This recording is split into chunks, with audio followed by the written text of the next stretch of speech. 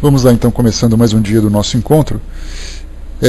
E certamente, né, se a gente tirasse aqui o nosso dia para trocar experiências, jogar conversa fora, né, a gente sempre teria ali histórias bem interessantes, né, cada um vivendo as suas experiências, né, mas infelizmente nós somos chamados aqui ao nosso roteiro, que deve ser cumprido, né, afinal de contas nós estamos aqui para estudar, né, mas se a gente não, Magali, o problema é esse, se a gente não está estudando, a gente tem tema livre.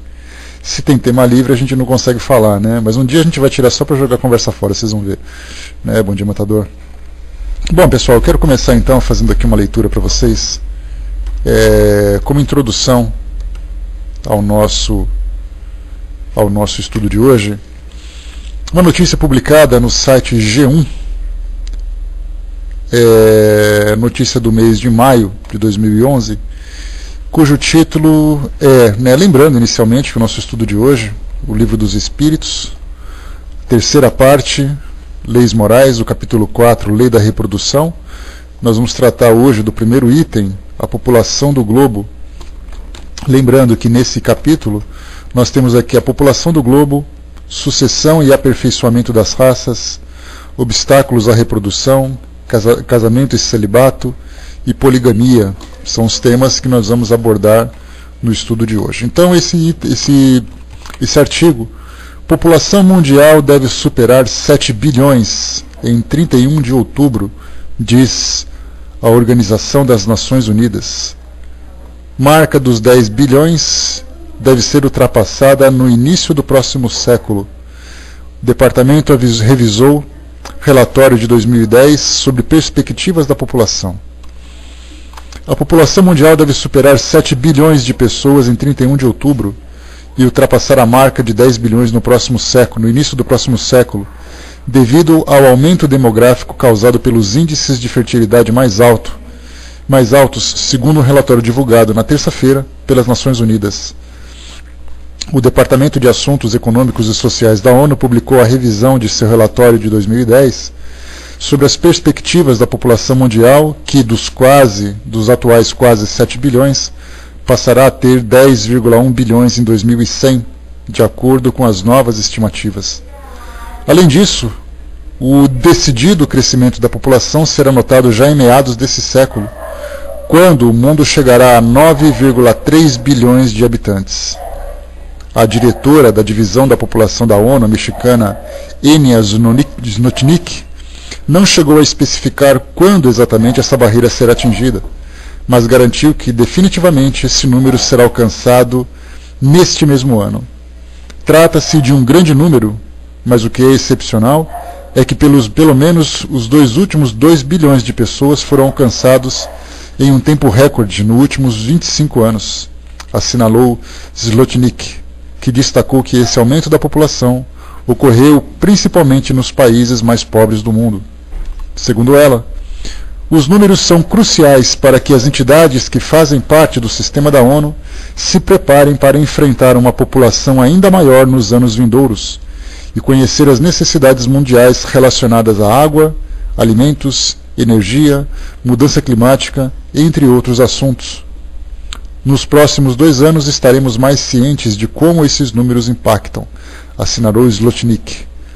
O estudo indica que a Ásia continuará sendo a região mais populosa do mundo, mas a África também crescerá demograficamente. Em 2100, a África poderia estar 5 vezes mais populosa que a América do Norte e 4 vezes mais que a Europa ou a América Latina e o Caribe, assinala o estudo da ONU. Esse, então, informações da agência F e da agência Reuters, que traz para nós aqui uma notícia bastante preocupante, no sentido de analisarmos a administração da população mundial, não apenas no seu crescimento, mas também com relação às consequências, às complicações que surgem a partir dali. Kardec colocou aqui 2 questões apenas, questão 686 e 687, 2 questões apenas, bastante simples, bastante objetiva. Os espíritos responderam sem nenhuma preocupação em se estender no assunto, mas que no século XIX, sem dúvida nenhuma, isso era bastante tranquilo para todos eles. Mas para nós, isso acaba sendo agora, na atualidade, um tema de muita preocupação. Eu queria que, por gentileza, que vocês acessassem a essa imagem que eu estou postando aqui na área de texto, que é um pequeno mapa, um pequeno gráfico que mostra o crescimento populacional do nosso planeta a partir de 1750 até o ano 2000. Então, enquanto vocês acessam, eu vou fazendo a leitura desse mapa, só para vocês se orientarem, aqueles que não puderem acessar, apenas acompanhem o nosso raciocínio. É um gráfico que é analisado o período, como eu disse para vocês, 1750 ao ano 2000, e o nível, né, a população global humana em bilhões de indivíduos. Então, para a gente ter uma ideia, com relação por que Kardec não tinha essa preocupação toda, era um crescimento bastante tranquilo naquela época, em 1750, para a gente ter uma ideia. A gente pode arredondar para 1700, o nosso planeta tinha aproximadamente 1750, 1700, né? Para a gente ter uma referência melhor, a Revolução Francesa aconteceu em 1789, e a Revolução Francesa ela foi ali, né, o início de um pensamento iluminista que trouxe para nós a doutrina espírita.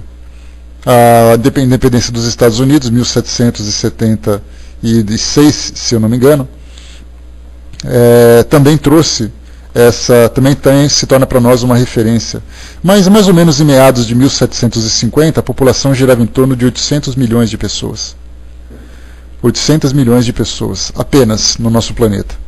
Quando passa para o ano de 1800, o Brasil ficou independente em 1822, a população já estava ali em torno de 1 bilhão de pessoas. 1850, a população já tinha aumentado aproximadamente para 1 bilhão e 200 ou 300 milhões de pessoas. No ano de 1900, a gente lembra que começou a haver mudanças importantes, a criação das máquinas fotográficas, do cinema, dos automóveis, da aviação, a ciência começou a despontar para outros caminhos, né, em termos de desenvolvimento industrial. Em 1900, a população girava em torno de 1 bilhão e 800 milhões de pessoas. Quando chegou ali por volta de 1950, o período pós-guerra, né, lembrando que é a Segunda Guerra Mundial, por exemplo, aconteceu entre 1939 até 1945. E aí então houve uma parada nesse crescimento, porque muitos dos homens, a gente lembra que para poder povoar o planeta, é necessário ainda, felizmente ou infelizmente, os dois gametas, o masculino e o feminino. E os homens saíram de casa, tanto na Europa como na América, iam para a guerra e acabavam ali morrendo. E as esposas ficaram em casa. E essas esposas, então, tinham a necessidade de se mobilizarem. Afinal de contas, elas precisavam cuidar dos filhos, cuidar da casa, precisavam se sustentar. E a partir dali começou então a Revolução Feminista, porque as mulheres perceberam que elas não precisavam ficar tão submissas como ficavam no passado. Elas tinham capacidade de se tornarem também independentes, né? E depois que muitos homens voltaram de casa, ficaram surpresos com essa mudança. E aí, então, uma grande quantidade de mortes que houve naquela época, né? Estima-se que aproximadamente 20 milhões de pessoas morreram, desencarnaram, espíritos desencarnaram na Europa por causa da guerra na Europa e também na Ásia por causa da guerra. Então, quando nós chegamos ali em 1950, 2 bilhões e meio de habitantes.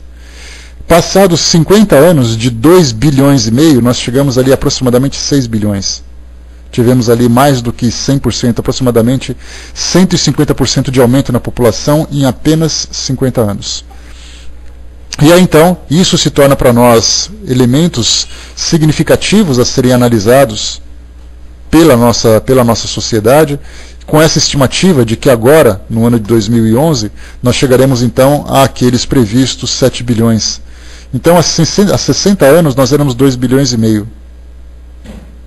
Passados ali 60 anos apenas, subimos ali uma quantidade significativa, né, de aproximadamente 3,5 bilhões de habitantes. Né? Em 50 anos, tivemos mais pessoas aqui no mundo do que em toda a história da humanidade. Mas o interessante é que, Como eu disse para vocês, Kardec não tinha essa preocupação, havia uma estimativa de um crescimento da população naquela época, mas o censo não era tão organizado como é hoje. Isso mostra para nós uma situação bastante interessante, porque muitas das ciências que existem hoje, ciências humanas, ciências exatas, segmentos filosóficos, que nós temos hoje não tinha naquela época, exatamente porque as sociedades não tinham atingido determinado nível de desenvolvimento para terem necessidades especiais para analisarem esses dados. Então, quando se fala, por exemplo, em estudos demográficos, isso foi criado ali em meados de 1811, mais ou menos. As primeiras informações que chegaram sobre estudos demográficos. Então, os países não tinham preocupação em contar a sua população, era uma contagem precária, uma contagem local, apenas para poder organizar. Tudo acontecia de um modo muito improvisado, tanto que hoje as grandes cidades sofrem as consequências, principalmente aquelas que não foram bem organizadas na sua constituição, sofrem as consequências desse mau planejamento. A gente lembra que as pessoas chegavam aqui no Brasil, por exemplo, durante o período de colonização, até 1822, desembarcaram, desmatavam e montavam uma casinha, colocavam uma ruazinha no meio, sem nenhum tipo de planejamento. Hoje nós vivemos São Paulo, uma cidade com mais de 20 milhões de habitantes, aliás, um estado com mais de 20 milhões de habitantes, vivendo ali um verdadeiro problema agora pelo crescimento demográfico, o excesso de veículos, o excesso de pessoas, bairros desorganizados, necessidade de construção de usinas hidrelétricas, necessidade de reservatórios, necessidade de lixões, como a gente tem visto na mídia ultimamente. Então, tudo isso para nós hoje, o que nós sofremos é uma consequência do mau planejamento no passado. Mas não havia necessidade disso tudo. Isso mostra para nós que o intelecto humano teve a necessidade de encontrar meios, de encontrar recursos para poder organizar, gerenciar agora toda a população e as suas necessidades também. Então a gente vai aqui para a questão 686, que é a primeira que a gente coloca. Pode colar, filhinha, por favor. Kardec colocou aqui para nós, então, ele perguntou aos espíritos: a reprodução dos seres vivos é uma lei natural? Então, quando a gente fala em crescimento populacional, a gente fala em reprodução.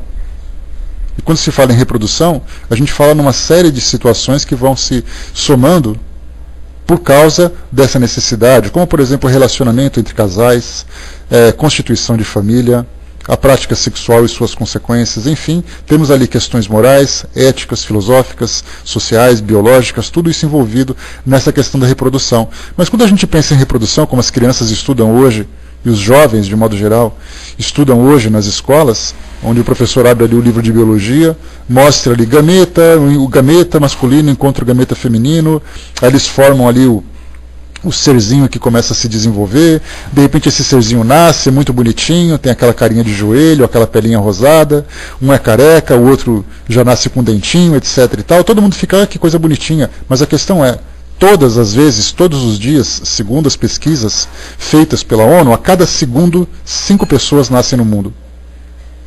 E esse crescimento e essa taxa de natalidade, que é interessante a gente perceber, ou esses números, eles acabam não sendo compensados pela quantidade de óbitos que acontecem a cada segundo no planeta.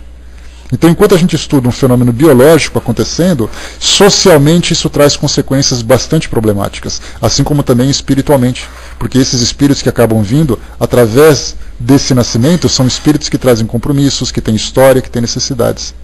Então a gente vê que um assunto vai ligando a outra, que um assunto vai ligando a outro. A Vaninha brincou aqui embaixo, que parte dessa gente é chinesa. Vaninha, você que pensa? Segundo os estudos que são feitos hoje, o maior crescimento demográfico encontram-se nos países que têm pobreza. Na América Latina, de um modo geral, por exemplo, o México e alguns países da América Latina são cotados como aqueles que vão ter um crescimento significativo. Como a gente leu nessa matéria agora há pouco, a África, por exemplo, é um daqueles que vão causar grande preocupação. Porque se você não tem um recurso, se você não tem instrução, você não tem um recurso social, um recurso tecnológico de orientação a essas famílias, o que acontece é o quê? A reprodução completamente desgovernada, desorientada. Estou vendo sim, Sônia. Completamente desgovernada. Então é aquela história, me lembro que minha avó, por exemplo, ela nasceu em 1914, meu avô nasceu em 1910, se eu não me engano, daquela família que teve 11 filhos, daquelas famílias que tiveram 11 filhos. Então hoje nós temos assim 11 filhos, 10 filhos e tudo mais. Então hoje nós pegamos no Brasil, por exemplo, nas cidades que são já mais estruturadas, nas grandes capitais, a gente pode colocar essas cidades como referência, a gente tem ali famílias que têm um filho, que tem 2 filhos, que já tem um controle de natalidade que não é um controle imposto, mas é uma conscientização da população, de saber que nós não podemos ter filhos que nós não podemos criar. Mas se a gente vai para o Brasil ainda, na Amazônia, se a gente vai para o Nordeste, principalmente no sertão, que não tem esse planejamento social, nós temos ali aquelas pessoas, aquelas mulheres que tiveram ali 10 filhos, sendo que desses 10 filhos, 7 desencarnaram. Com uma taxa de mortalidade muito grande, né? A taxa de mortalidade, a gente lembra, é um dos dados pesquisados pela geografia humana, que mostra para nós a expectativa de vida das crianças até 1 ano de idade.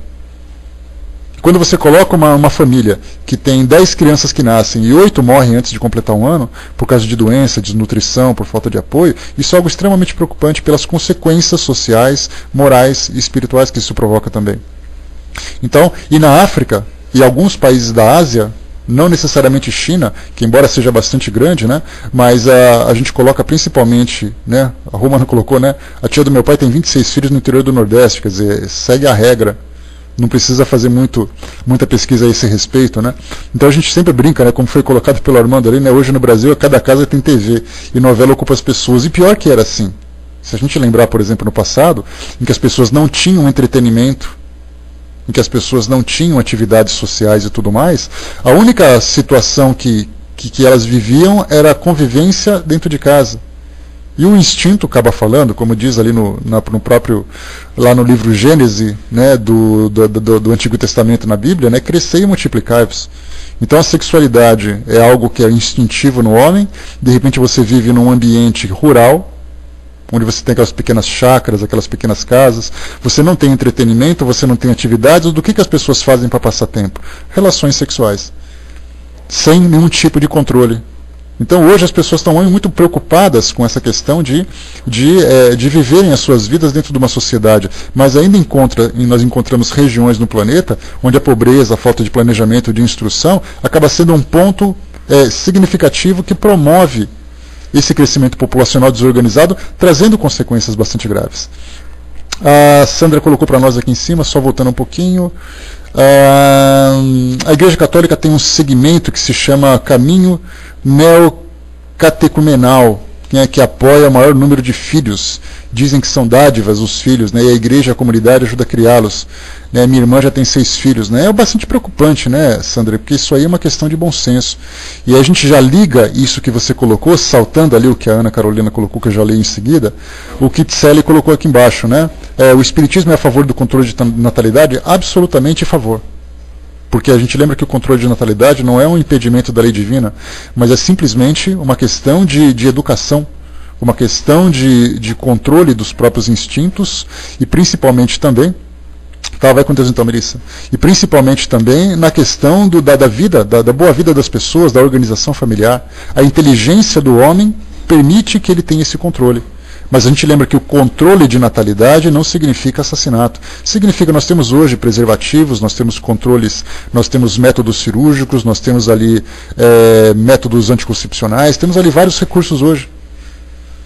Sem um impedimento, porque na verdade o controle de natalidade não significa você interromper uma gravidez, mas impedir que ela aconteça de modo equilibrado. Então, quando a gente fala assim, tem uma igreja que estimula isso tudo, a igreja tem que estar preocupada se a comunidade realmente tem condições de ajudar a criar.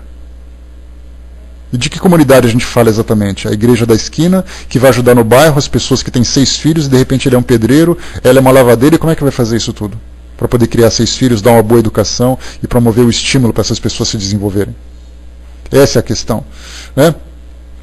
Se a pessoa tiver compromisso com os espíritos que precisam nascer, como saber se tem ou não? A gente lembra sempre que o planejamento reencarnatório, isso é um tema que a gente vai abordar hoje também, ele é feito sempre de um modo bastante controlado, inclusive com os compromissos que as pessoas têm, elas sabem que têm. E o mundo espiritual também não força ninguém a ter uma situação que ela não pode controlar. Então, quer dizer, um compromisso reencarnatório envolve aquele que chega e aquele que recebe. Agora, muitas vezes as pessoas se negam por conflitos pessoais, a gente lembra que isso quando acontece de uma forma bastante dolorosa, eu não quero ter porque isso me provoca sofrimento, eu recuso e tudo mais, então ela vai contra a sua própria natureza. Mas o mundo espiritual sabe o que faz. Se tiver que engravidar, vai engravidar. Ela vai esquecer de tomar um comprimido, vai estourar um preservativo no momento em que está tendo uma relação, vai ter uma adoção de uma aproximação que vai ter. Isso tudo é bem controlado. Então a gente lembra que esse controle de natalidade não significa uma violação dessa lei natural. Significa o equilíbrio dela, daquilo que é necessário ter, daquilo que eu posso ter e daquilo que preciso ter. Então temos esse equilíbrio, né? Agora, como saber se tem esse compromisso ou não? Intuitivamente a gente sabe. Agora pergunta assim, mas e se eu impedir de nascer? Pode acontecer, nós temos hoje muitas pessoas que promovem um controle de natalidade ou impedem uma gravidez, desejam ter apenas um filho e tudo mais, mas violando essa lei de modo muito agressivo, ela acaba se comprometendo. Mas aquele espírito que vai nascer, ele vai nascer de um jeito ou de outro. Se não for por uma família, vai ser pela outra. E como isso acontece no mundo espiritual? Isso nós não sabemos. Não adianta eu querer ficar especulando, trazendo aqui ideias e possibilidades que a gente não sabe como isso acontece. Mas esse controle de natalidade é uma orientação que os espíritos têm para que a gente possa viver de modo equilibrado.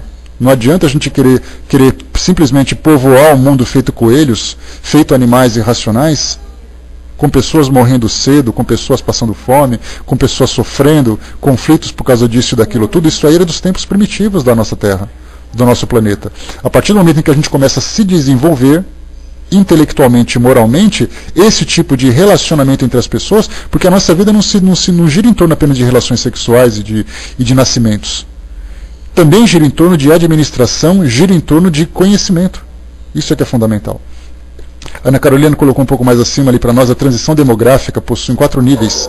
Primeiro, alta natalidade e mortalidade. Depois diminui primeiro a mortalidade, depois mortalidade e natalidade, e depois crescimento vegetativo. Né? Nessa quarta fase, são poucos países que estão. São aqueles países que estão economicamente mais desenvolvidos, mas inclusive ainda buscando um ponto de equilíbrio. Se nós pegarmos a Europa, por exemplo, que é um país hoje considerado um país velho, isso porque a quantidade de pessoas que atingiram uma idade mais avançada está superando a quantidade de jovens, porque os casais europeus, pelo fato de buscarem o sucesso profissional, de terem ali cuidado para terem seus filhos e tudo mais, estão tendo um filho, não estão tendo filhos, e de repente, pelo fato da qualidade de vida ter melhorado, e eles atingirem uma expectativa de vida mais avançada, eles estão então envelhecendo sem terem crianças para se sucederem. E aí eles fazem uma expectativa de que há 10 ou 20 anos a Europa vai ter muito mais idosos do que velho, e a preocupação é quem vai suceder as gerações. Então, mesmo que a gente tenha essas fases, a gente não conseguiu ainda vivenciá-las de um modo equilibrado. Elas estão acontecendo, mas ainda de um modo meio desequilibrado. Aqui embaixo também colocou, o crescimento realmente, antes era horizontal, hoje é vertical, sim, né? Tardava 1000 anos para duplicar a população de um lugar. Hoje, em 100 anos, praticamente já duplica, né? Foi o que a gente leu no início, a notícia. Em 50 anos, em 60 anos, de 1950, quando a população era 2 bilhões e meio, até agora, 2010, 2011, a gente passa para 7 bilhões, a gente lembra que nós temos ali 4, né, eu fiz a conta errada aquela hora, são 4 bilhões e meio em apenas 60 anos. Nós não apenas duplicamos, mas quase triplicamos uma população. De 1950, 2 bilhões e meio,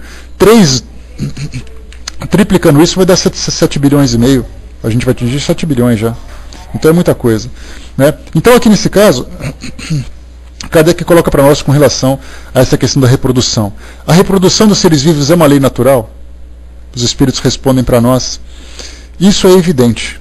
Sem a reprodução, o mundo corpóreo pereceria. Então a gente lembra que quando se fala em reprodução, muito mais do que simplesmente uma consequência natural, isso traz para nós ali consequências morais e espirituais. Porque os espíritos perguntaram, né, Kardec perguntou aos espíritos, numa das questões do Livro dos Espíritos, qual a necessidade da reencarnação. Eles colocaram para nós que é uma necessidade evolutiva, intelectual e moral, até porque os espíritos, para passar por todas as fases de desenvolvimento, eles necessitam da interação com a matéria. A matéria educa o espírito e o espírito educa a matéria. Então aí ele começa a se desenvolver espiritualmente, organicamente, moralmente e intelectualmente, né? Duas evoluções paralelas.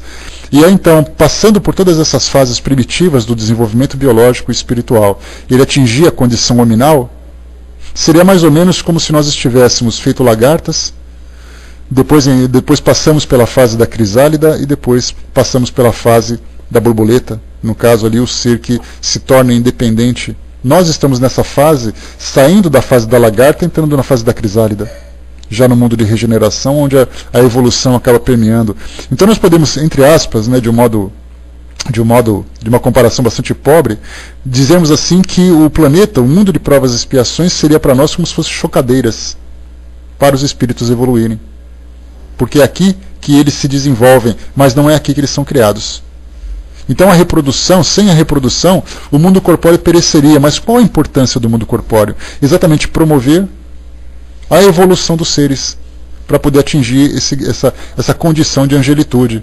Aí vocês perguntam, mas por que o homem tem que existir? Por que os espíritos foram criados? Nós não sabemos. São razões que a nossa inteligência não é ainda capaz de assimilar, por mais orgulhosos que nós sejamos e por mais resistentes a essa negativa nós sejamos. Ah, mas eu não admito que uma resposta como essa. Vai ficar sem admitir, porque você não vai ter resposta por enquanto. Daí então que a reprodução faz parte dessa questão do povoamento do mundo, que nada mais é do que uma porta de entrada, né, ou uma porta evolutiva para esses espíritos, para todos nós evoluirmos. Então a gente vê que nascer e morrer não é tão simples assim. Não são apenas fenômenos naturais, mas fazem parte de um processo extremamente complexo de evolução, desenvolvimento do espírito, para poder ali povoar um mundo invisível que nós ainda não conhecemos. Na questão 687, os espíritos, Kardec pergunta aos espíritos, pode colar a filhinha, por favor? Se a população seguir sempre a progressão constante que vemos, chegará um momento em que ela se tornará excessiva na Terra? Aí Kardec já demonstrou uma população, mas os espíritos responderam de uma forma muito simples, lembrando que uma pergunta como essa, por exemplo, seria temas de congressos no mundo hoje, onde nós temos ali sociólogos, profissionais da área de saúde, das áreas humanas, da área agora do meio ambiente, que é uma área científica. Temos ali várias cadeiras, né, ou vários segmentos da sociedade que debateriam esse tema com muita intensidade, principalmente por essa condição de superpopulação que a gente está vivendo hoje. E muito mais do que os 7 bilhões que a gente tem hoje, como nós vimos já, a preocupação com daqui a 100 anos, ou daqui a 90 anos, em 2100, a expectativa é de 10,1 bilhões de habitantes. Será que a gente consegue imaginar 10 bilhões de pessoas vivendo nesse mundo? E essa é uma preocupação que a gente tem que ter hoje, que é uma preocupação real, legítima e necessária para a gente organizar a nossa vida hoje. Mas os espíritos perguntaram aqui para nós, se a população seguir sempre a progressão constante que vemos, chegará um momento em que ela se tornará excessiva na Terra? Respondem os espíritos, não. Deus a isso provê, mantendo sempre o equilíbrio. Ela nada faz de inútil. Ele nada faz de inútil. O homem, que só vê um ângulo do quadro da natureza, não pode julgar a harmonia do conjunto.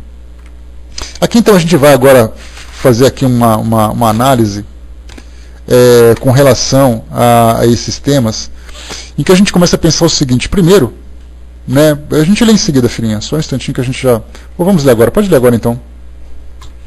Tem uma nota colocada aqui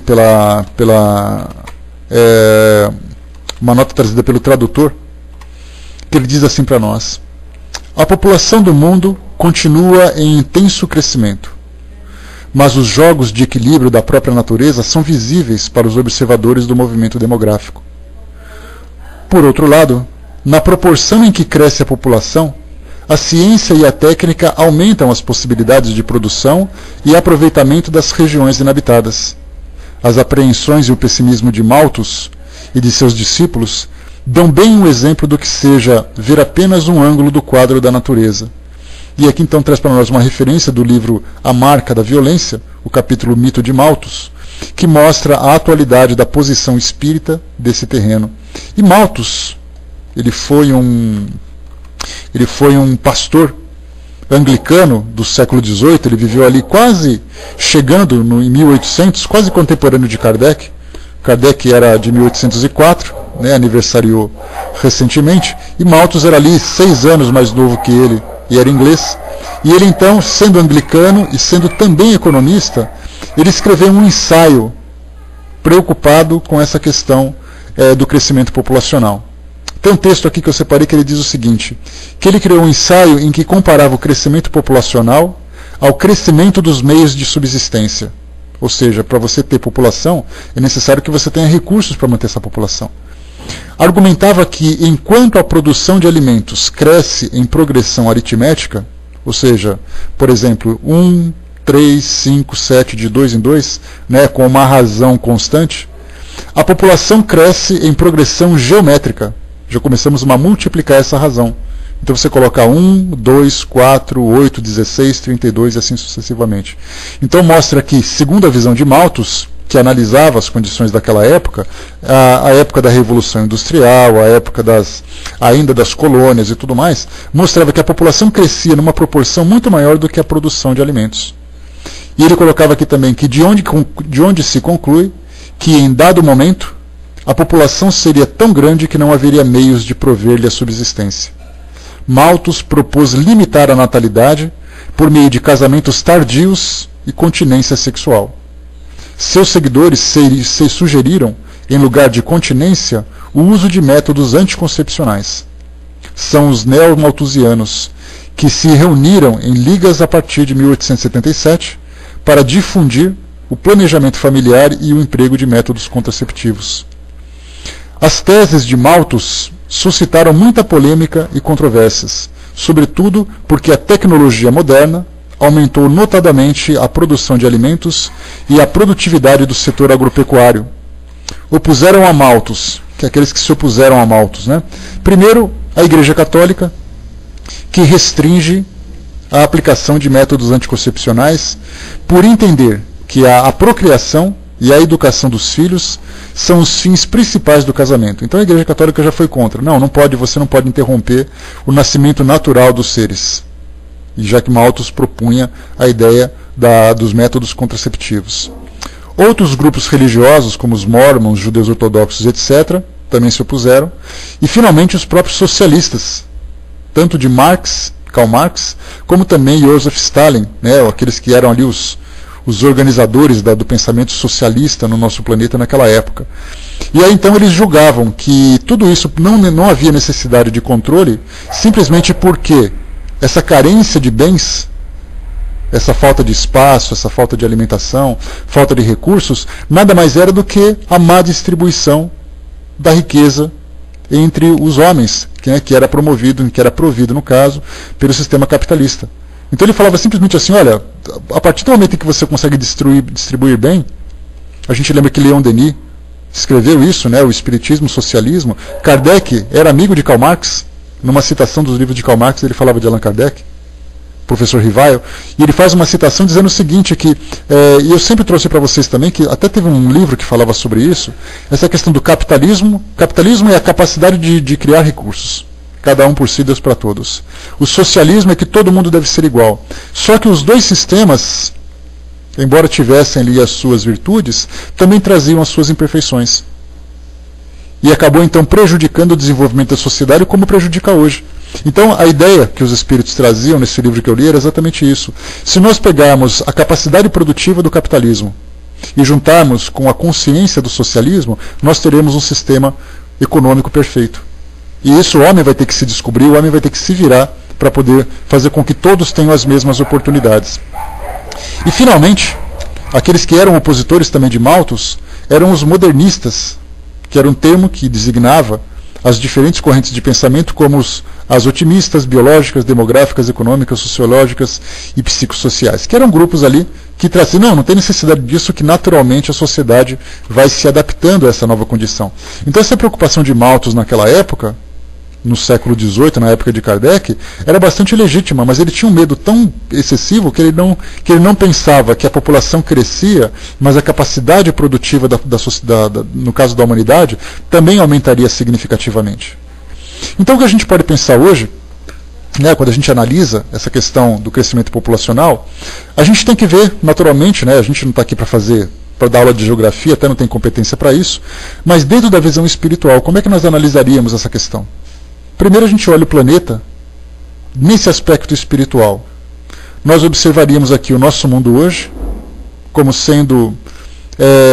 se vocês puxarem na memória de vocês aquelas fotos, aquelas imagens que são ou mesmo fotografadas, ou mesmo criadas através da animação, dos planetas flutuando no espaço. Aquele silêncio, aquele escuro, e os planetas ali, todos eles cumprindo a sua rota dentro da gravitação universal, o Sol ali no fundo, cada planeta com sua característica, com seu tamanho, com suas cores, com a sua geografia. E aí então a gente se pergunta assim, bom, são simplesmente matéria flutuando no espaço. Mas dentro dessa visão espiritual nós lembramos que cada uma dessas matérias, desse aglomerado de matéria, nada mais é do que um palco onde encenarão ali consciências. Então os planetas são habitados. E os espíritos dizem para nós que não há espaço inútil no universo. Hoje nós conhecemos dentro da nossa biologia só o nosso planeta como sendo habitado. Mas os espíritos mostram para nós que em dimensões diferentes, dimensões que nós não somos capazes ainda de perceber, todos os espaços do universo são ocupados. E a própria chamada que Jesus traz para nós também, que há muitas moradas na casa de meu Pai. Esse é um tema que a gente vai debatendo, mas ainda no campo da teoria. Não adianta a gente querer falar assim, não, porque todos os planetas são habitados porque os espíritos disseram que são. Nós precisamos de informações mais consistentes que a nossa ciência possa comprovar. O máximo que a gente conseguiu chegar até hoje é descobrir que em alguns locais do nosso sistema possui água, como Marte, por exemplo, como Lua, tem alguns pontos ali que tem água congelada. Temos ali luas de alguns planetas também. Então, Lua tem, água tem. Se eles colocam que água tem, significa que vida orgânica também pode ter. Também pode ter. Então nós ficamos ainda no campo da especulação, da análise. Né? E também com relação à própria ufologia, que não é uma ciência, mas é um campo de estudo, que mostra para nós, né? Pois é, a gente está simplesmente possibilidades de. Então estamos ali apenas no campo teórico, e não no campo prático. Né? E a própria ufologia também, que traz ali as suas argumentações, mostrando que vida extraterrestre, presença de seres em outros locais e tudo mais. Então, temos ali, né, campos de pensamento humano que levantam essa possibilidade. Mas o interessante é a gente pensar que essas massas que se encontram espalhadas pelo universo têm um sentido, têm um objetivo, têm o porquê de existirem dentro do planejamento divino, que a ciência hoje não admite, né, porque ela é muito mais prática do que espiritualista, mas nessa questão espiritual a gente lembra sempre que os espíritos precisam evoluir. E essa evolução só se dá através da interação com o meio físico. Como nós analisamos, como é que os espíritos evoluem? Todos os seres, do átomo ao arcanjo, tudo se encadeia, ou seja, os princípios espirituais vão evoluindo de escala em escala, através dos milhões de anos espalhados aí pelo tempo, até atingirem um grau de consciência e a partir daqui ainda evoluir para um grau agora de angelitude. Então eles precisam da matéria como centro de desenvolvimento, como escola, como hospital, como presídio, seja lá como for que o espírito se veja nesse orbe. E as reencarnações têm esse propósito. O indivíduo ali reencarnando e desencarnando nesse ciclo interminável, até que ele atinja pelo menos um grau de desprendimento da matéria, ele precisa sempre interagir com a matéria, se desprender, se replanejar, interagir novamente, e sem isso, sem esse processo, ele não consegue se desenvolver. Daí a importância dos mundos físicos que nós temos hoje espalhados pelo universo. Para isso, naturalmente, os espíritos se desenvolvem. E o interessante, quando a gente começa a analisar essa questão do grau evolutivo de cada planeta, agora no sentido mais prático, a gente analisa, por exemplo, essa questão do plano material, né, o planeta como sendo o plano material, mas o nível evolutivo pelos seres que ali habitam. Né? Se ele colocou para nós ali, nos planetas mais evoluídos, a matéria ainda está presente. Se fala em planeta evoluído, naturalmente a matéria está presente. Agora a gente pergunta de que forma que os espíritos interagem com a matéria. Essa é a questão. Eles estão encarnados ou apenas eles utilizam esses ambientes para algum fim, para algum objetivo? Isso a gente não sabe, mas ainda a gente continua dentro desse campo das especulações. Para a gente poder ter uma ideia, né, essas informações que são trazidas para nós, na Revista Espírita, numa das suas edições, Allan Kardec fala sobre o planeta Júpiter. E ali nós temos Mozart, o que foi músico, né, o compositor aqui no nosso mundo, né, nos séculos anteriores, era um dos habitantes desse mundo. E sendo ali, trouxe para nós uma descrição da estrutura física daquele planeta, sua moradia, para quem tem a Revista Espírita, para quem possui ela no papel, tem ali fotos que foram psicopictografadas, né, o nome correto que a gente utiliza, de como as residências em Júpiter. E ali os planetas, né, na Revista Espírita, para quem quiser baixar é bem fácil, só dá uma chegadinha ali no nosso site, www.espiridige.net, e vai ali na nossa biblioteca virtual, baixando os volumes da Revista Espírita, vai encontrar ali a descrição do planeta Júpiter. Ou mesmo procurando no Google, coloca ali Espiritismo Júpiter Mozart. Vocês vão achar ali descrições.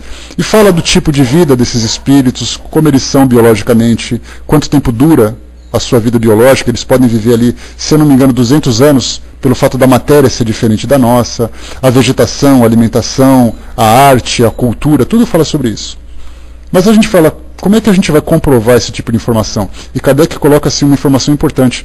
Relacionamos essas informações a título de inventário. Ou seja, eles disseram as coisas, a gente está apresentando, mas dizer que isso é uma comprovação que pode ser comprovada cientificamente, já é uma outra história. A gente sabe que, pelo menos por enquanto, a nossa ciência não tem tecnologia para isso. Outros espíritos falam também desse tipo de habitação. Nós temos ali Maria João de Deus, no livro Cartas de uma Morta, psicografia de Chico Xavier, fala de habitações no planeta Marte, planeta Júpiter. Ramatiz, a mesma coisa também, fala do planeta Marte, eu cheguei a ler esse livro dele. Traz uma descrição detalhada de como é o planeta Marte, mas ainda continuamos no campo da exploração, no campo da especulação. Né? Armando colocou, né, Kardec publicou essa matéria, mas ele alerta por ser uma especulação, pois ele sabia que não tinha como comprovar. Por isso que ele coloca, publicamos essa matéria a título de inventário. Inventário significa, é só um relato para vocês verem o que eles estão falando. Mas daí diz assim, não, com certeza é. E aí nós temos ali outros espíritos, como eu coloquei para vocês, Emmanuel, Ramatiz, Maria João de Deus, Mozart. Os espíritos falam de habitações desses planetas. Mas eles mostram que, embora sejam planetas que trazem ali a sua matéria, mas uma matéria numa condição diferente, lembrando que Marte, por exemplo, lembrando que Júpiter, por exemplo, é um planeta gasoso. Ele se encontra ali depois dos anéis de meteoros que cercam o nosso planeta, e ali só planetas gasosos.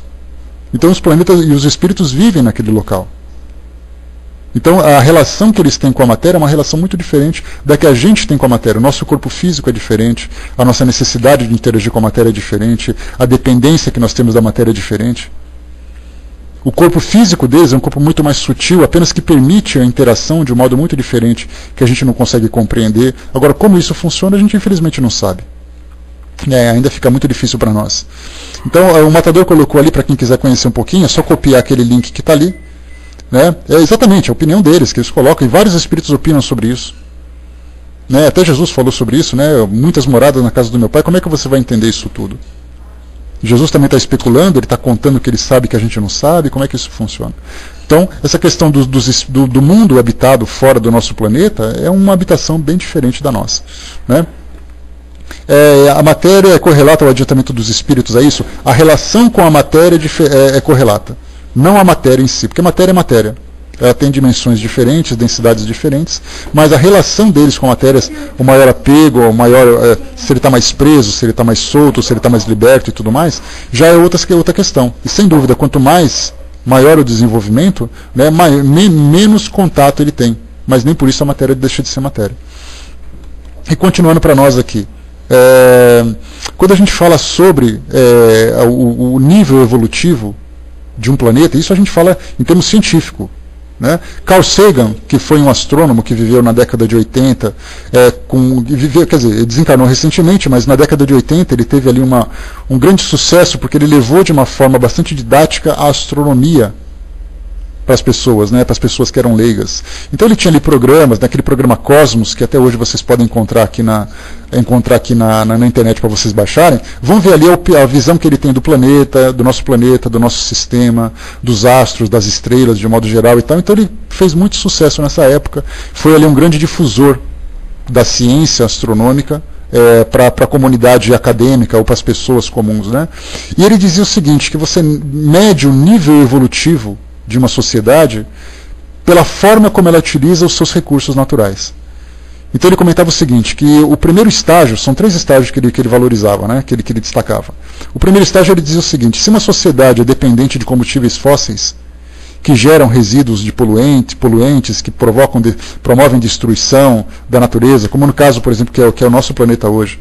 Né, nós utilizamos recursos minerais, recursos orgânicos, no caso o petróleo, precisamos ali da mineração para poder extrair materiais que são comburentes, né, para poder utilizar nas indústrias. Então nós fazemos ali a mineração do carvão, a mineração desse ou daquele produto, fazemos extração do petróleo. O Brasil agora, né, no destaque do cenário mundial hoje, com essa questão do pré-sal. Assisti recentemente a um documentário do Discovery Channel que mostrava a tecnologia que estava sendo desenvolvida para poder extrair esse material lá de baixo. É uma coisa espantosa, né, o grau de desenvolvimento tecnológico que o Brasil alcançou para poder explorar esse campo, né? 3.000 metros abaixo da linha do mar, para poder chegar lá embaixo, perfurar mais não sei quantos mil metros, para poder tirar petróleo lá de baixo. Só que não apenas a questão de você extrair esses recursos, é o que você faz com os seus resíduos. Daí então hoje nós temos a questão da sustentabilidade, que é o novo pensamento da humanidade, né? A questão da reciclagem, a questão da utilização de recursos renováveis, como por exemplo a energia eólica, a energia solar, a energia das marés. Então utilizando agora recursos da natureza para poder desenvolver essa questão, para poder resolver essa questão da energia. Então a gente sai da utilização de recursos fósseis e entra agora na utilização de recursos renováveis. Então a gente sai do primeiro estágio mais primitivo. A gente lembra que foi na Revolução Industrial que o petróleo, que o carvão começou a ser utilizado para poder mobilizar ali as máquinas, né? Para quem gosta um pouquinho de história moderna, que pega ali a Revolução Industrial, a gente lembra que a Inglaterra, a Europa, de modo geral, utilizava o carvão mineral para poder mobilizar as máquinas de tecelagem. Depois vieram os barcos a vapor, depois vieram as locomotivas, né? A Maria Fumaça, por exemplo, é o representante, talvez o representante maior, máximo, daquele período da Revolução Industrial. Então, o recurso mineral era para nós ali a necessidade para poder suprir esse nosso primeiro estágio. No segundo estágio, então, como eu comentei, os recursos renováveis. E a gente está entrando nisso agora. Então nós temos ali uma preocupação, a ecologia. A ecologia é interessante porque me lembro, como eu já comentei com vocês, estou completamente, Hermes, tem relação direta porque mostra a evolução da sociedade e, consequentemente, a evolução dos seres que compõem a sociedade. Mas eu me lembro na época de escola, né, estudei ali em 1980, eu estava na 5ª série, por exemplo, e nos livros de ciência você não tinha a palavra ecologia, sustentabilidade. Você não falava sobre isso. A preocupação era produção e consumo, apenas. Não tinha a questão da renovação. A partir da década de 90, a gente lembra que foi... Me coloquem a data que eu não lembro exatamente, era Rio 91, aquele encontro mundial dos temas ecológicos no Rio de Janeiro. Quando foi que aconteceu? 92, né, Francis? Obrigado. Então, Rio 92 foi o primeiro grande encontro mundial para tratar desse assunto. Isso já é um marco para nós, do Eco 92, né? Já é um marco dentro dessa escala de Carl Sagan, mostrando que nós estamos quase saindo do antigo sistema, mais primitivo, para entrar nesse sistema renovável. E agora a gente começa a perceber que as empresas estão, por exemplo, produzindo carros com energia diferente, energia elétrica, energia de hidrogênio, energia solar. Todos esses protótipos que são lançados, um mais bizarros que o outro, né, pela forma como eles são desenhados, mas para poder absorver essa energia que o planeta fornece sem ter essa questão fóssil. E depois a gente sai dessa questão fóssil, já entra agora na questão cósmica. E ele coloca para nós que uma sociedade, o planeta vai se mostrar mais desenvolvido quando ele começar a absorver a energia, por exemplo, que vem do espaço. Os ventos solares, a própria energia solar agora de um modo diferente do que nós utilizamos hoje. Sei lá o que ele quis dizer com essas energias cósmicas, mas ele falava, a gente não vai mais destruir o planeta, não vai mais depender daquilo que o planeta oferece, mas vai utilizar aquilo que o espaço oferece. Então a gente vê que os mundos vão evoluindo e essa evolução vai se mostrando patente no modo como ele se desenvolve, como ele vivencia isso. Mas muito mais do que esses recursos, como a gente vem falando nesse nosso tema hoje, é o crescimento populacional. Até então, que eu coloquei para vocês, o século XIX, não havia preocupação de criar ciências humanas para poder investigar e pesquisar essa questão do crescimento da população e as suas naturais consequências, que é o excesso de consumo, moradia, etc. e tal. Aí então criaram as ciências das populações humanas. E de lá para cá vem se desenvolvendo. Nós tivemos ali o ano passado, ou até o começo do ano, né, o fim do ano passado, o censo no Brasil, fazendo a contagem, o tipo de vida, o estilo de vida, o modo de pensar, a cultura, a economia da nossa população, que agora são informações coletadas para poder fazer um planejamento futuro.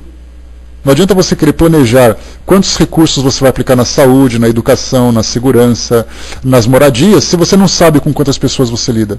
Então essas ciências foram criadas, isso mostra a evolução do intelecto humano, para poder resolver os seus próprios problemas, contradizendo aquilo que Malthus colocava.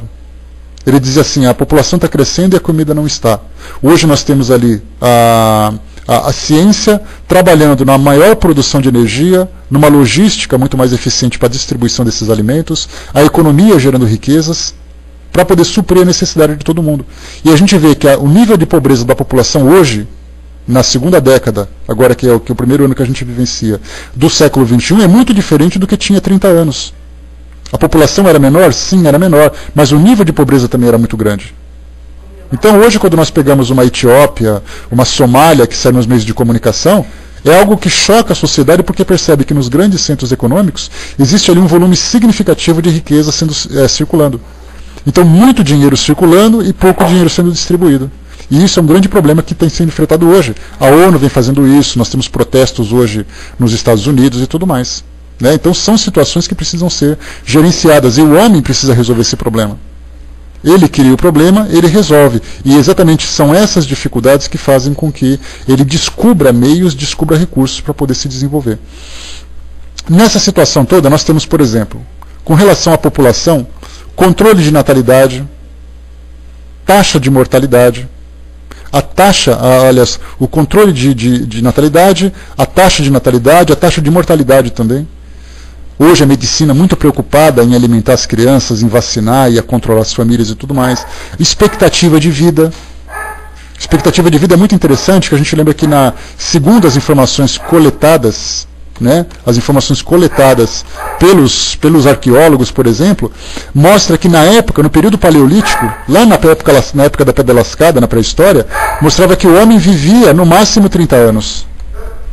Isso porque ele sofria pela alimentação, ele tinha que coletar frutos, vegetais, raízes, ele sofria, né, pela hostilidade do ambiente, temperatura, os animais que matavam também, doenças, fome, os próprios fenômenos climáticos. Aí o tempo foi evoluindo, a gente percebeu que, até por exemplo, né, uma passagem interessante, que a gente pode fazer uma referência, a gente lembra, por exemplo, que na Alemanha, no século XIX, a expectativa de vida de uma pessoa atingiu uma marca assim, surpreendente de 37 anos de idade. No século XIX, na época de Kardec. Kardec morreu ali por volta dos seus 65 anos. Então a gente pode imaginar assim, né, como isso é possível. Na mesma Europa, 37 anos era uma pessoa extremamente idosa para aquela época. Aí vieram então o desenvolvimento de vacinas, de medicamentos, uma condição de vida mais equilibrada. E hoje nós temos ali informações que chegam para nós que mostram, por exemplo, que o Brasil, agora, nesse nosso período, nosso tempo contemporâneo, tem uma expectativa de vida de 71 anos de idade. É muita coisa. Se a gente pega, por exemplo, Andorra, que é um país ali que se encontra entre a França e a Espanha, a expectativa de vida deles é de 83 anos de idade. A gente pega na África, Botsuana, que é um dos pequenos países que tem ali muito miserável, a expectativa de vida é de 30 anos de idade. Então, conforme a expectativa de vida vai avançando pelo avanço tecnológico do nosso planeta, a população vai enchendo mais, porque naquela época o ciclo era muito grande, nascia muita gente, mas morria muita gente com muita facilidade também. Então, hoje não, hoje as pessoas nascem, mas elas morrem menos. E a gente se pergunta, né, e agora, como é que a gente vai lidar com esse novo fenômeno? E a gente tem também aqui, no caso do nosso planeta também, a utilização de recursos naturais. São desafios que a sociedade tem hoje. Espaço, onde que as pessoas vão morar, onde que elas vão viver. O alimento, quem está produzindo o alimento, de que forma que esse alimento vem sendo distribuído. E aí nós temos ali a engenharia genética, a agronomia mais desenvolvida, o transporte de alimentos como nós colocamos, o barateamento, o acesso mais fácil à alimentação. A utilização dos recursos energéticos, a descoberta de novas fontes de energia, que o mundo está utilizando aquilo que é primitivo, dentro daquela escala que nós colocamos, mas utilizamos também esses recursos mais novos, recursos mais modernos. Energia nuclear, por exemplo, por mais avançada que ela seja tecnologicamente, ele é um recurso extremamente nocivo para a sociedade. Então a gente está ali começando a modificar, principalmente depois dessa tragédia que teve no Japão. E principalmente matérias-primas. Matéria-prima para você fazer roupa, para você fazer equipamento, para você fazer o seu carro, para você fazer a sua janela, para você fazer ali as suas panelas. Precisa utilizar essas matérias-primas. Como é que a gente vai fazer para poder lidar com isso? Porque chega uma hora que isso vai acabar. Eis então que vem aquela questão da renovação desses recursos, da reciclagem desses produtos, para poder fazer com que o mundo viva de modo equilibrado, sem a destruição do nosso planeta. Porque isso provoca, que é um outro desafio que a gente tem hoje, as transformações do nosso mundo. Que é encontrar exatamente, abrir esses novos espaços, fazer com que terras que não sejam férteis sejam melhor aproveitadas. Os centros urbanos hoje, se a gente pensar que até pouco tempo atrás o homem vivia praticamente em casas que eram casas térreas, hoje nós temos ali condomínios e mais condomínios ocupando milhares de pessoas vivendo nesses espaços. E a tecnologia que proporciona o homem viver de um modo, pelo menos entre aspas, mais confortável num espaço menor. Então, já que ele não consegue se espalhar horizontalmente, ele começa a se espalhar verticalmente, com grandes edificações ali, oferecendo esses espaços. A questão do desequilíbrio ecológico que nós temos hoje também é o grande desafio. Como é que você vai consumir sem destruir e sem deixar resíduos e não afetar hoje o nosso planeta? Já é uma preocupação. Nós temos ali universidades que oferecem cursos específicos para isso. Várias áreas do conhecimento humano trabalhando dentro dessa questão ecológica. Desequilíbrios sociais, que é a questão da desigualdade. Você pode morar em prédios, morar em espaços que tenham recursos, mas como é que as pessoas vão se relacionar com relação à saúde, moradia, qualidade de vida, etc. e tal? É o espírito que está ali sendo educado. Se não tiver recursos para oferecer, como é que você vai oferecer para ele condições para que ele possa se desenvolver? E também hoje a questão do desenvolvimento dos novos recursos e tecnologias. As universidades, os centros de conhecimento estão ali tentando encontrar formas e mais formas de fazer com que a qualidade de vida do homem seja melhor. Informática, comunicação, produção, transformação, tudo isso para fazer com que o homem viva melhor. E todas essas informações que vêm sendo pesquisadas a respeito da quantidade de pessoas dizem respeito a um planejamento terreno que é muito importante. E nós temos também áreas de conhecimento que estão se desenvolvendo. Quando se fala em desenvolvimento, lembra da inteligência do homem alcançando campos mais avançados, que é exatamente o objetivo de estarmos aqui. Nós evoluímos intelectualmente e moralmente. Intelectualmente nós estamos tentando encontrar soluções. E aí então o conhecimento busca dentro do campo econômico, dentro do campo político, dentro do campo social e também do campo cultural. Porque cultura também é intelecto. A gente acha que cultura simplesmente é a questão de você ir ao cinema, você ir ao teatro, você cantar uma música, mas na verdade são desenvolvimento de valores que estão sendo trabalhados.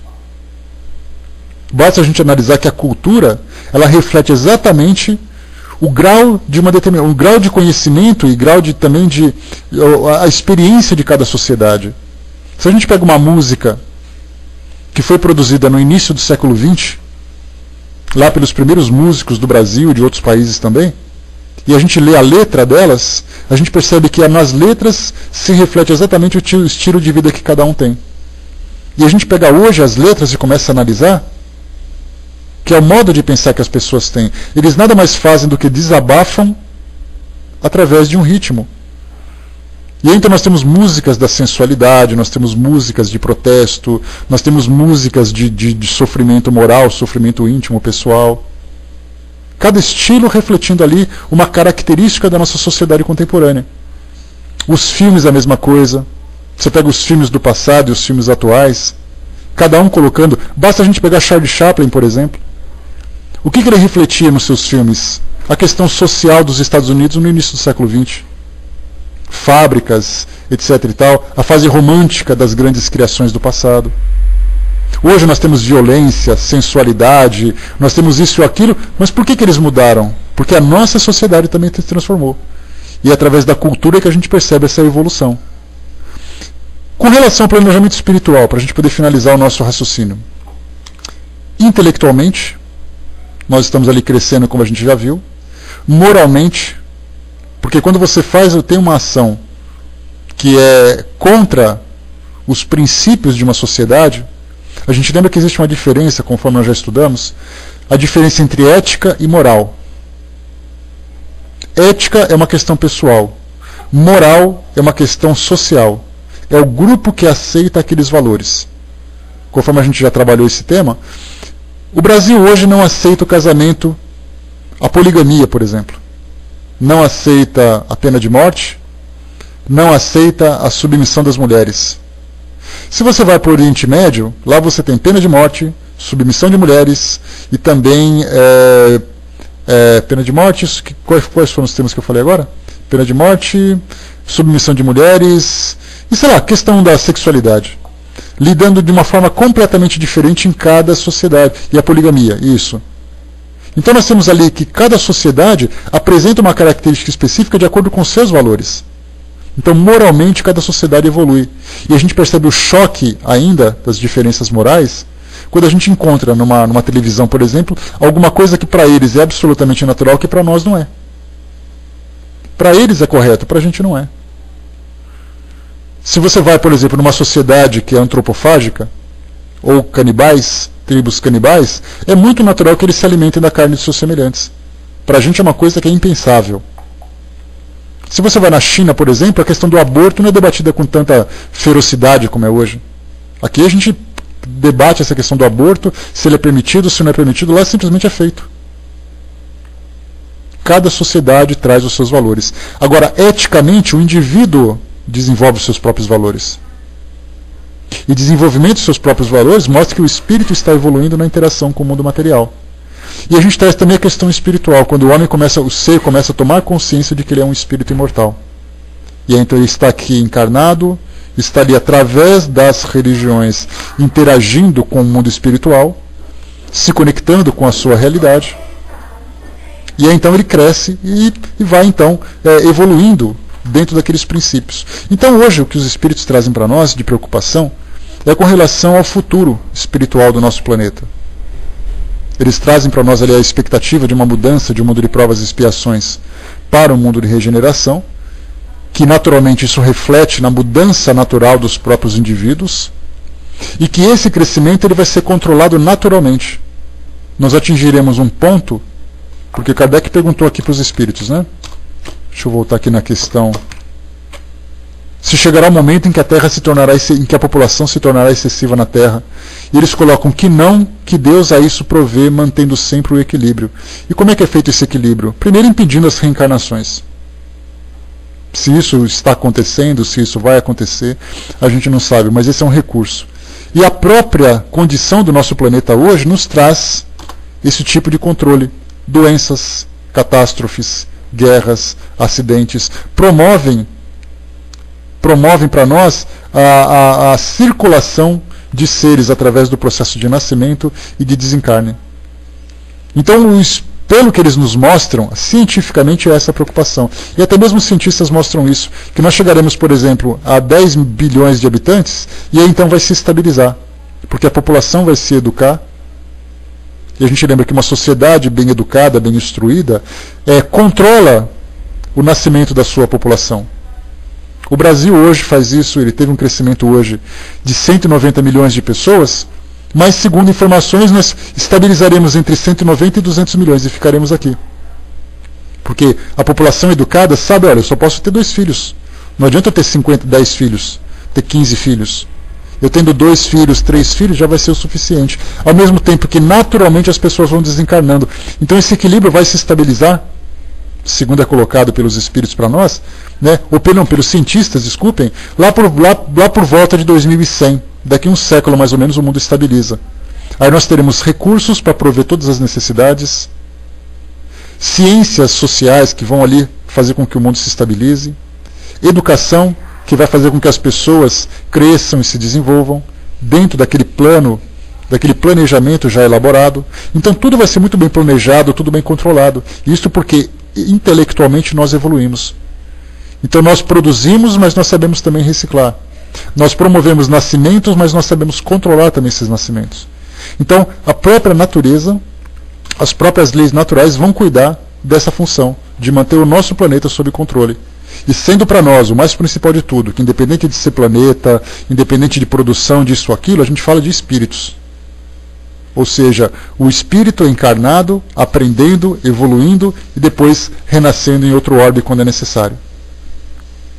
Isso tudo é a lei natural que mostra para nós. Então a gente pensa assim, mas nós estamos aqui ao Deus dará. Para aqueles que são ateus, por exemplo, que não veem uma consciência superior regendo esse ciclo da vida, acredita que a gente vai vivendo assim e vai chegar um dia que a gente vai naturalmente se controlar sem nenhum tipo de influência exterior ou de uma influência metafísica. Mas certamente a gente sabe que essa regência existe e que está ali observando a nossa evolução. Mas essa evolução também vai nos proporcionar grande crescimento. Eles vão controlar aquilo que é o limite. A partir dali é por nossa conta. Já que nós criamos, nós temos que cuidar. E aí então, hoje, basta ver, por exemplo, na questão da ecologia, segmentos da doutrina espírita que se preocupem muito com isso.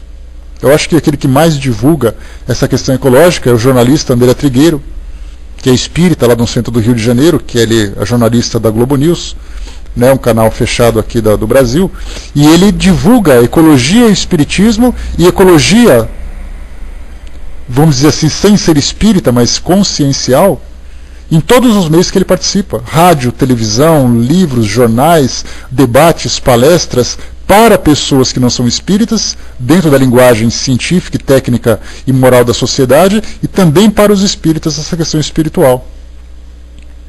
E aí cada segmento trazendo para nós ali uma visão diferente para poder controlar manter o equilíbrio do nosso mundo hoje. E isso, somente a necessidade é que nos faz desenvolver esses conhecimentos, digamos assim. Então é por nossa conta nesse sentido, mas essa regência superior certamente ali está sempre presente, sempre nos mantendo, né, sempre nos orientando. Para quem quiser controlar um pouquinho mais, ou para conhecer um pouquinho mais a respeito do trabalho do André Trigueiro, eu tenho aqui um seminário chamado Ecologia e Espiritismo. Está aqui, Seminário Meio Ambiente. Quem quiser conhecer é só baixar e ouvir um pouco mais, que ele vai trazer para nós um panorama bem interessante sobre essa preocupação que o mundo espiritual vem tendo e que nós também devemos nos conscientizar a respeito da nossa vivência aqui nesse nosso mundo. Então está ali para quem quiser, www.meiovirtual.net/arquivos/seminário_meio_ambiente.zip, né? Seminário-meioambiente.zip. Baixa o arquivo, assista, ouçam os vídeos, que eles são muito interessantes, bastante instrutivos, porque fala sobre os excessos, sobre a destruição, sobre as transformações que a gente vivencia. Bom, então pessoal, eu não sei se joguei muita informação, se por acaso acabei confundindo mais do que trazendo algum esclarecimento, mas esse tema, como a gente viu, cada pessoa traria para nós ali uma visão diferente desse mesmo tema, e nós temos aqui então população do globo, duas questões apenas. E dessas duas questões, como eu coloquei para vocês, nós poderíamos ali trazer debates e mais debates a respeito desses assuntos, né? Então, fechando por aqui, meus amigos, eu passo para o nosso amigo Hermes, que vai fazer um encerramento para nós, e depois a gente volta.